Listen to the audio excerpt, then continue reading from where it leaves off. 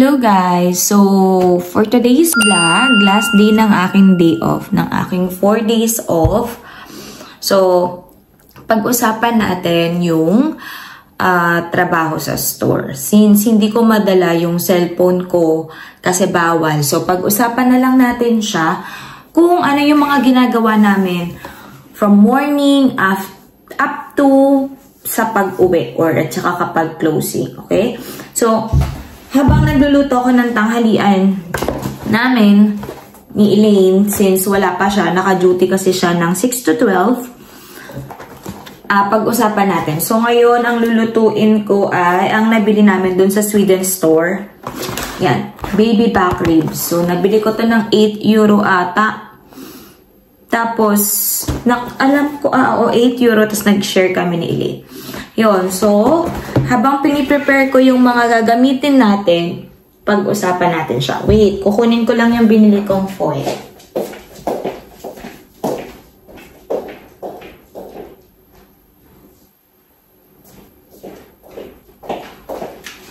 So, ito siya. Tapos, yung tray, alam nyo ba yung tray? Bumili pa ako ng foil na tray kasi akala namin walang kasama yung oven namin dito. So, meron naman pala, nasa ilalim lang. So, ang hirap talaga pag inosente ka at wala ka ng ganito sa bahay, no? So, sa Pinas kasi, ito yung pangarap ko, yung ganyan, yung pang-bake. Yan, yan, yan. Kaso, mahal, hindi ko afford, kaya buti dito, sobrang saya kasi meron siya. So, isa sa gagawin ko din na mag-aaral ako ng bake, manonood ako ng YouTube. Sayang naman kasi yan kung hindi namin gagamitin. So, ayun. Umpisahan natin sa shift muna. So, ang shift dito, depende kung bibigyan ka ng 6, 7, 8. Basta ang minimum nila dapat 6 hours. Yun yung pinakabababa. 6 hours the minimum yung pwede mong pasukin. Kapag morning shift ka, ang alam ko start, kasi hindi pa ako nagmo-morning shift na yung opening talaga, is 6 a.m. So, pag 6 a.m. ka up to 12 p.m., 6 hours yun. Ano ba yung ginagawa kapag 6 a.m. ka na duty? So, kapag 6 a.m. ka na duty, 8 lang, tinisin natin to. Kapag 6 a.m. duty ka, ang hirap no mag-adjust. Kapag 6 a.m. duty ka, so, sarado natin to lang di kayo maaliwan. Yan. Then, buksan ko yung light. Pag 6 a.m. duty ka, ang alam ko, ikaw yung nag-check ng mga expire today. So, ikaw yung nag-check ng expire today kung meron pa. And, ikaw din yung nag-check ng mga paparating at ng mga delivery. So, may gamit kami, nakalimutan ko yung tawag dun. Kasi sa supermarket before, hindi ko yun naabutan, wala pang ganun noon. So, sine-check mo yun, binibip mo isa-isa nung tag. So, i-check mo siya. Okay? Nung pag naman ikaw ay 7 a.m., so kami, ako, nakaranas na ako ng 7 a.m. Ang ginagawa kong una is mag-refill. Okay? Ang inuuna nilang i-refill dito is yung new delivery. Okay? So, pag may yung bagong dating na delivery, yun yung una mong i-refill at ilalagay dun sa shelves and sa mga freezer. Unlike sa Pinas, inuuna natin yung kahapon. Kasi, parang PIFO siya, di ba? First in yun kahapon, so yun yung ilalabas natin. So, dito hindi. They're doing display the new delivery this day. So, ayun. So, uunahin mo, depende kung ipapauna sa yung palagay, yung mga prutas at gulay, o yung karne. Basta yun lang naman, it's either yung karne, o yung prutas at yung gulay. So, dalawa lang yun muna. Kapag dun sa mga gulay, okay, yung sa mga gulay,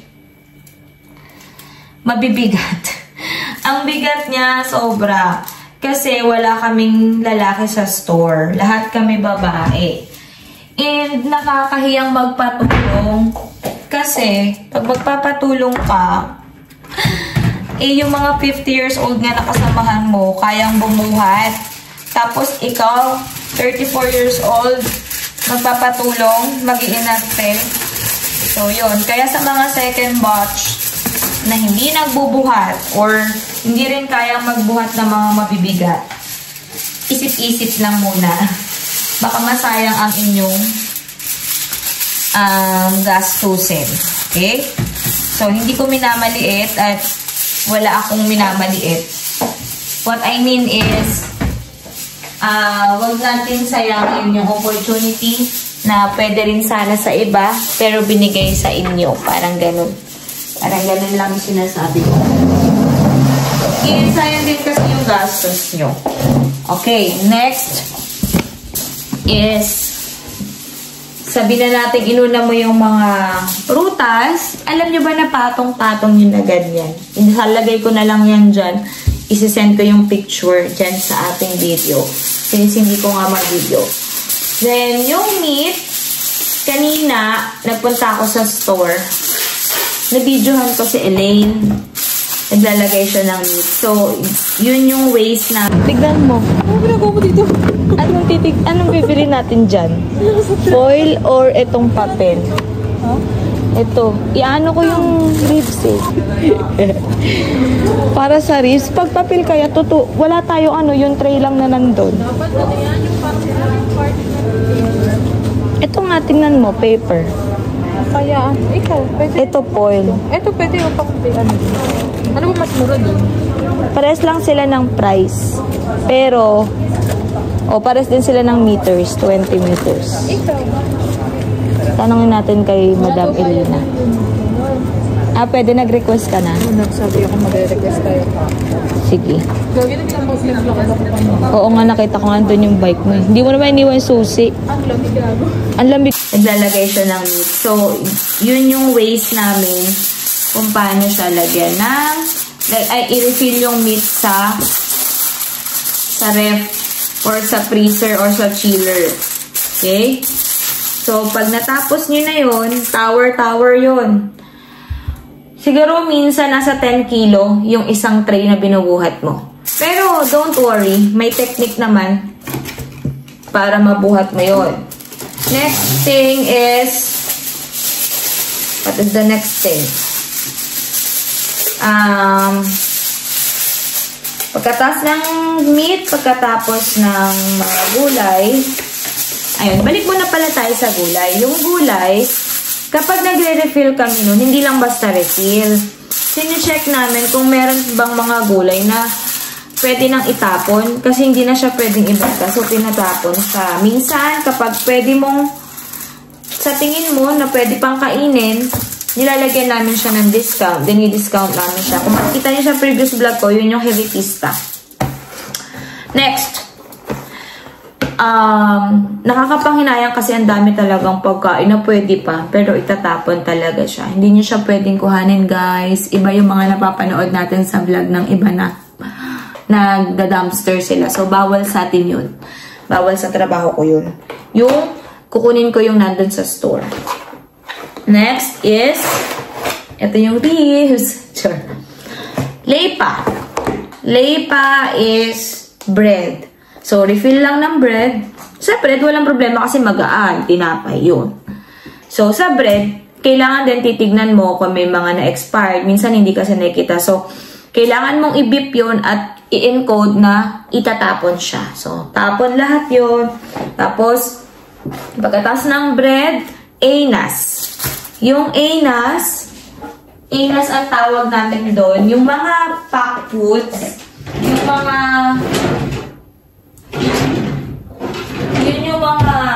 pagkain na iniinit na lang sa microwave, yung mga ready-to-eat meals. Yan, like yung mga pizza, sandwiches, and mga rice na may ganyan din yung parang sa 7-Eleven. Yun. So, kami rin yung nagre-refill noon. pina-FIPO ko yun kasi nga, syempre, kahit matagal ako mag-display, at least naka-FIPO. After nun, yung pakaste. Pakaste means frozen items. Anong kasama sa frozen items? Ice cream, frozen vegetables, yung mga mixed vegetables, frozen meat, frozen nuggets, yung mga ganyan. So, ang ano doon, unang-unang nahirapan ako doon kung paano paanda rin yung parang L-type na pangtulak na inilalagay mo sa paleta. So, ilalagay ko na lang din yung picture dyan kung kaya ko makakita sa Google noon, no? Yun. So, tawa ko ng tawa sa sarili ko, tapos tawa ng tawa yung manager namin kasi nga, hindi ko siya maano, sabi ko, I have my license but I don't know how to drive this one. Parang ganun, no? Tapos, ayun, pagkatapos ng frozen, punta na kayo sa tinatawag nilang industrial. When we say industrial, yung mga naka-display like mga tissue, mga chichirya, mga oatmeal, baby food, yung lahat ng nandun sa aisle. So, yun na yung gagawin nyo. After nun, kapag di pa tapos yung duty mo sa umaga, pupunta ka sa kasa. Kapag kasa, cashier. Dito, lagi kang may 2 hours duty as a cashier. Okay? Kahit lalaki kayo, magka-cashier kayo. Okay? Lagi siyang may 2 hours kasama sa duty mo. Tapos nun, sa cashier naman, madali lang mag-cashier dito, guys. Kasi, hindi sila nagbibilang ng pera sa gabi. Since daw nung January ata, ganun na yung naging policy. Hindi kayo magbibilang ng pera sa gabi and hindi kayo magsusulat ng mga cards or kung ano man yan. Wala, as in transact lang. Then, pasok ng pera sa vault, yun lang. Walang mga... So, kung short ka, ewan ko, hindi na namin tinanong yun. Basta walang bilangan na nangyayari. Basta, cashiering ka lang, punch, ganyan. Then, syempre, rules and regulations sa cashier. Pag may bibili ng mga bata, or sa tingin mong bata, pag may bibili ng mga food tuloy ng mga alak. So, you need to ask their IDs. Kasi bawal talaga. 18 pataas ang pwedeng bumili ng alak na 2 point something, 2% basta pataas. Ganyan. At ang alam ko, sabi ni Elaine, parang hindi rin ata allow bumili ng energy drink yung mga kabataan. Okay. Next is, may libreng sauce pa siya, oh. Next is, lagyan natin ng mushroom. So, nagkasa ka na. Yun lang yung duty mo sa morning. Mukha lang madali, pero mahirap sa morning kasi you will do all the things sa morning dahil ikaw lahat magre-refill, diba? Tapos, to. Sa morning, kailangan mong ano pa? Yun lang naman. So, yung 6 hours na yun, 2 times ka magbe-break ng 12 minutes. Okay? Then, after nun, punta naman tayo sa mid-ship or closing. Sa closing naman, since na-display na lahat ng bagong delivery, ang gagawin mo ay titignan nyo kung merong mga dapat pang i-display for the old deliveries. So, yun yung gagawin ng mga bagong dating na closing shift. So, sila yung magdi-display ng mga old deliveries. So, re-refillan nyo lang in case na meron ng space ulit pagkatapos mag-refill ng morning shift. So, ganon din industrial, yung mga nasa aisle, pwede nyong refillan. Tapos, 2 hours din sa cashier. Tapos, after nun, sa hapon, mga 8 p.m. onwards, maglalabas na kayo ng parang mga tinapay na nasa freezer. Kasi meron kaming binibentang parang bakery, ganun. So, mga naka-freeze yun, naka-chilled yun. So, ilalabas mo siya. Naka-frozen pala siya, ilalabas mo siya para matunaw or mag-chill lang. Para sa umaga, yung morning shift, ilalagay nila yung mga tinapay na yon dun sa parang warmer. Yan. Tapos noon, ano pa ba? Ayun, nag-check din kami nung mga expiry. So, hindi siya sabay-sabay. By schedule ang pag-check ng mga expiry. At hindi lahat nilalagyan ng tag ng sale kapag expire na kinabukasan. Ang nilalagyan lang ng mga expired ng kinabukasan ay yung mga Mito or milk, meat, bread. So, sila lang yun. Okay? Ang mga yogurt, margarine, cheese, meron siyang date na halimbawa. Pwede mong lagyan ang yogurt na to kapag ang date niya ay 15 to 19, 15, 16, 17, 18, 19. So, yung mga date na meron yung yogurt ng ganun is, pwede mo lagyan ng expiry ng 30% off. Pero sa meat, every night, nag-check yan sila, yung mga closing ng mga pa-expired bukas, nilalagyan po nila ng 30% discount. Ganun din sa lepa or bread at sa milk. Yun. So, after 8 o'clock po yun ginagawa. Okay? Then, kapag wala nang gagawin, dahil natapos na lahat ng display, tapos ka na rin mag-cashier, it's time to fix yung aisle. So, push mo pa ganon. Diba ganon din naman ginagawa natin, yung minumove natin yung mga items kapag hindi na nakikita, tas linis-linis, tanggalin yung mga box na wala ng laman. So, ganon yung ginagawa kapag closing ka. So, pero depende pa din.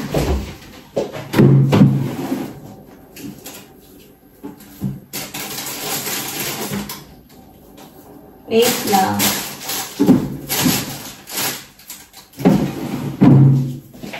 Pero it's depend pa din the situation. Nag-i-English pa no? Depende pa din kasi kung madaming tao,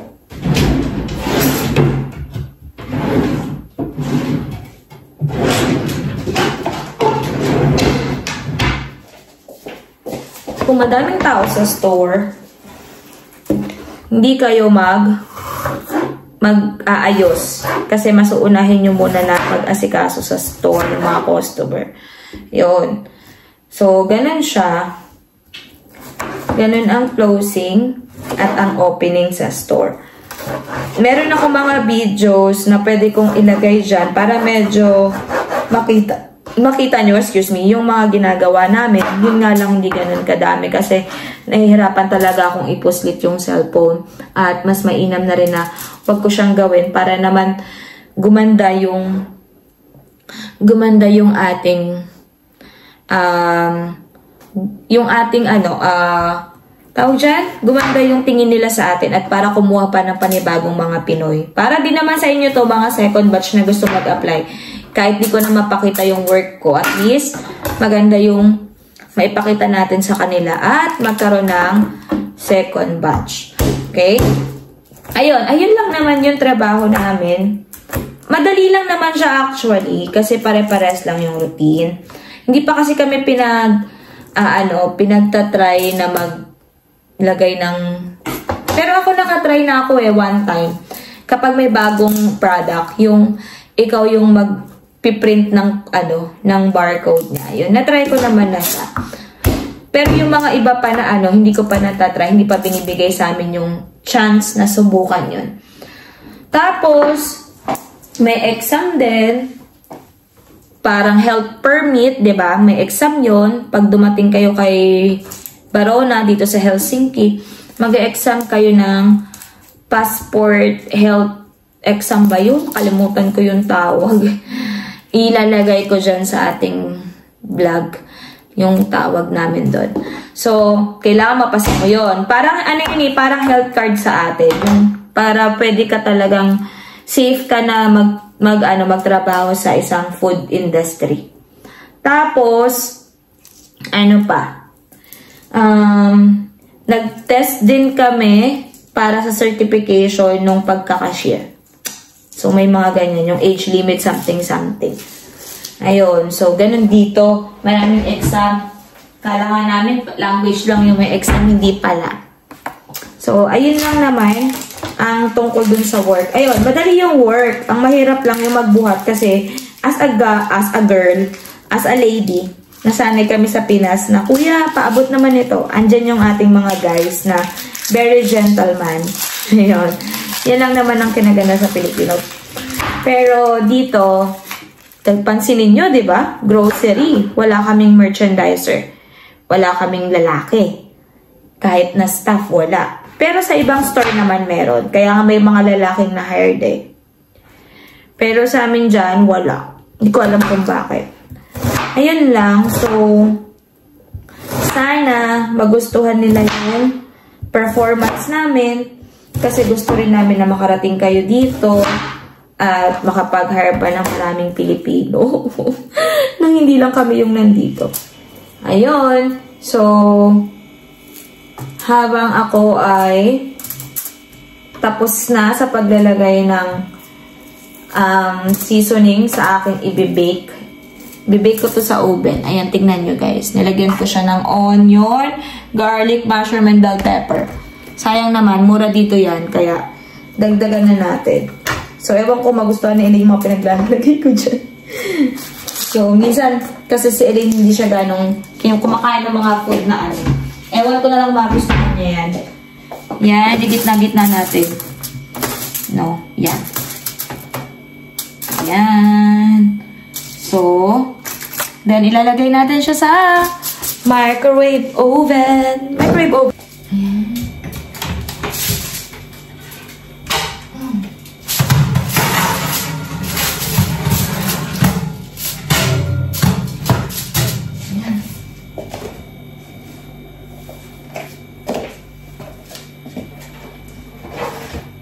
Ang nakalagay dito ay kailangan ko siyang i-oven ng 200 degrees Celsius.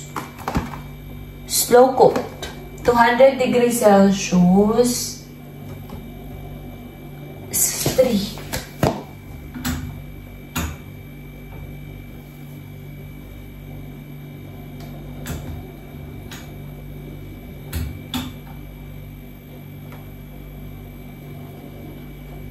So, 200. Or, 15 minutes. So, now, anong minutes? Ilang ano na ba?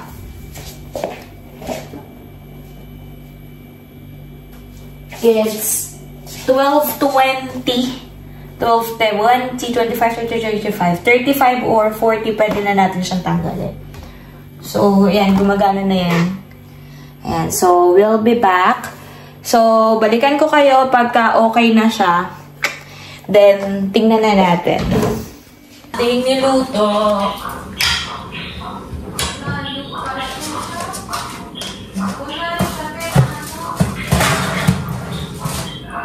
Oh.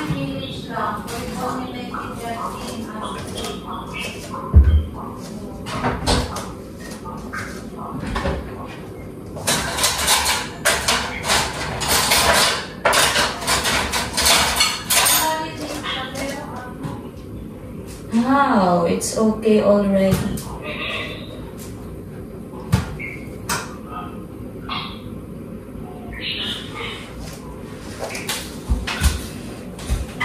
Okay, tignan siya guys.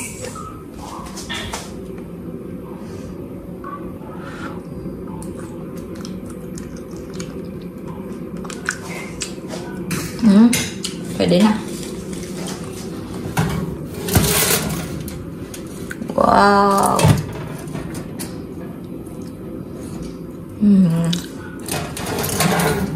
So, iwan ko muna siya dyan. Sayang yung init.